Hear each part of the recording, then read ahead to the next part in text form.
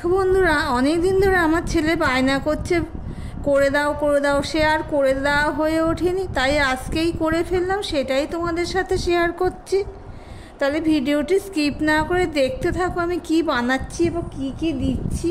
আর ভিডিওটার মধ্যে যদি কোনো ভুল থাকে সেটাও তোমরা বলে দেবে, আর যদি ভুল নাও থাকে তাও সুন্দর একটা কমেন্ট করে দেবে। তাহলে ভিডিওটি দেখতে থাকো বন্ধুরা। একটুখানি লেবু রস দিয়ে দিলাম।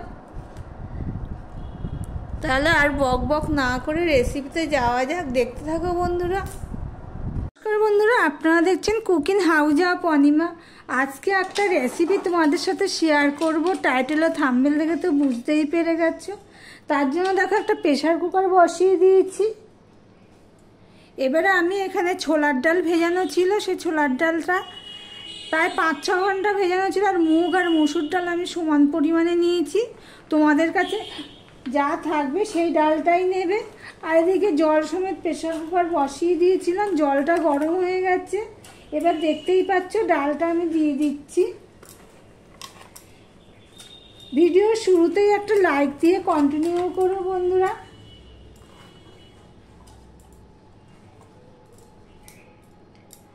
ডালটা আমি এবার প্রেসারে সিটি দিয়ে নেব। দেখতে থাকো বন্ধুরা, পুরো পেস্ট করে নেব সিটি দিয়ে। জলটা আমি দিয়েছি দেখো, ঠিক এই 1 কর হবে ডালের থেকে।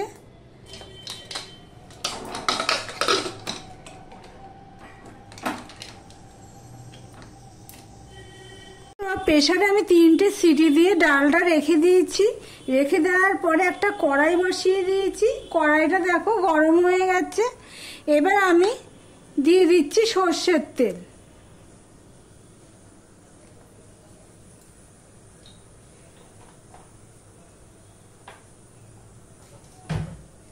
এদিকে দেখো আমি এখানে কিছুটা পেঁয়াজ কেটে নিয়েছি, আর নিয়ে নিয়েছি রসুন থেতো করে, আর 2টো তেজপাতা নিয়ে নিয়েছি। সবার প্রথমে আমি অর্ধেকটা মতন পেঁয়াজ আমি বেরেস্তা করে নেব, অর্থাৎ ভেজে নেব। তোমাদের সাথে কথা বলতে বলতে দেখো তেলটা গরম হয়ে গেছে। এবার আমি পেঁয়াজটা ভেজে নিচ্ছি। পেঁয়াজ বেরেস্তা করতে গেলে তেলের পরিমাণটা একটু বেশি লাগে, তাই জন্য আমি একটু বেশি পরিমাণেই তেল দিয়েছি। দেখো বন্ধুরা, পেঁয়াজ বেরেস্তাটা হয়ে গেছে। এবার আমি এটা ছেঁকে একটা বাটিতে তুলে নেব, আর কিছুটা তেলও আমি তুলে নেব। এতখানি তেল দিয়ে আমি রান্না করব না, সেই জন্য তুলে নেব। তুলে নিয়ে আমি ফিরে আসছি, দেখতে থাকো বন্ধুরা। অনেকটা তেলই তুলে নিয়েছি, অল্প তেল রেখেছি। এবার আমি গোটা গরম মশলা ফোড়নে দিয়ে দিলাম। দেখো তেলের পরিমাণ অনেকটাই।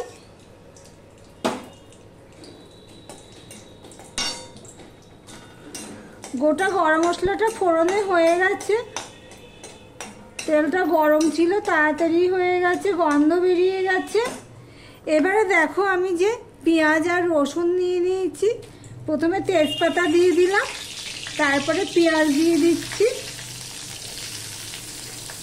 এই রেসিপিটা আমার ছেলে অনেকদিন ধরেই বলছে, মা করো। আর রসুন থেতো বলছে, সেটাও আমি দিয়ে দিলাম। আদাটা আমি পরে দেবো। অনেকদিন ধরেই বলে যাচ্ছে মা করো, আমার আর করা হয়ে উঠছে না। তা সেদিনকে আর কিছুটা মাংস আমি তুলে রেখেছিলাম, খাসির মাংস এনেছিল, তাই আমি একটু মাংস তুলে রেখেছিলাম। তুলে ছোট ছোট করে পিস করে রেখে দিয়েছি এই রেসিপিটা করার জন্য। দেখো বন্ধুরা, পেঁয়াজটাও লাল লাল হয়ে ভাজা হয়ে গেছে। রসুন, পেঁয়াজ, গরম মশলা, তেজপাতা সুন্দর একটা গন্ধ বেরোচ্ছে। এবার দিয়ে দিচ্ছি আদা পেস্ট।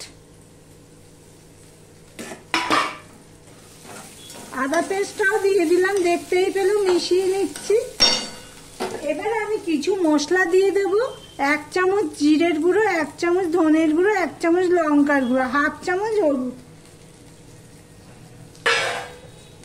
একটুখানি আমি জল দিয়ে দিলাম।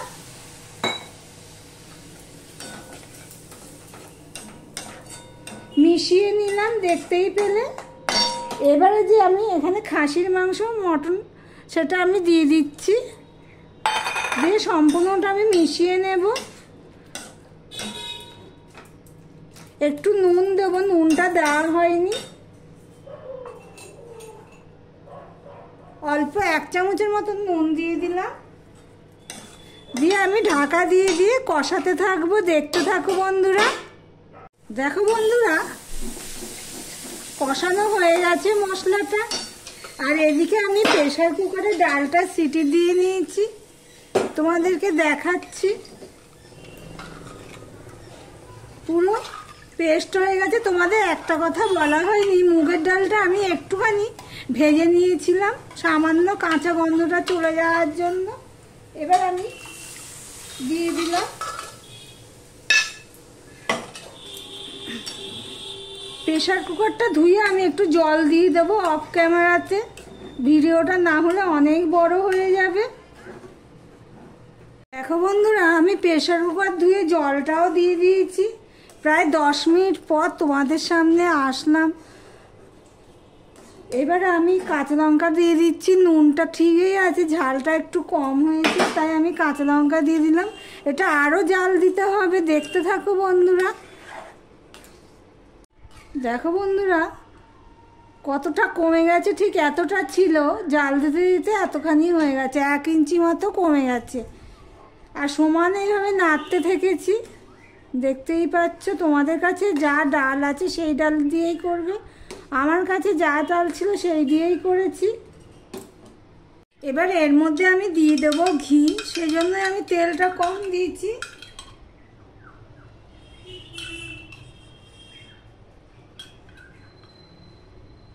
আমি প্রায় 4 চামচের মতন ঘি দিয়ে দিলাম।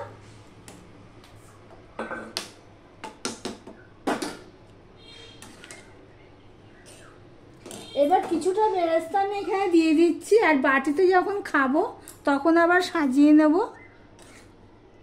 তাহলে আমার হালিম রেসিপিটি তোমাদের কাছে কেমন লাগলো কমেন্ট করে জানিও।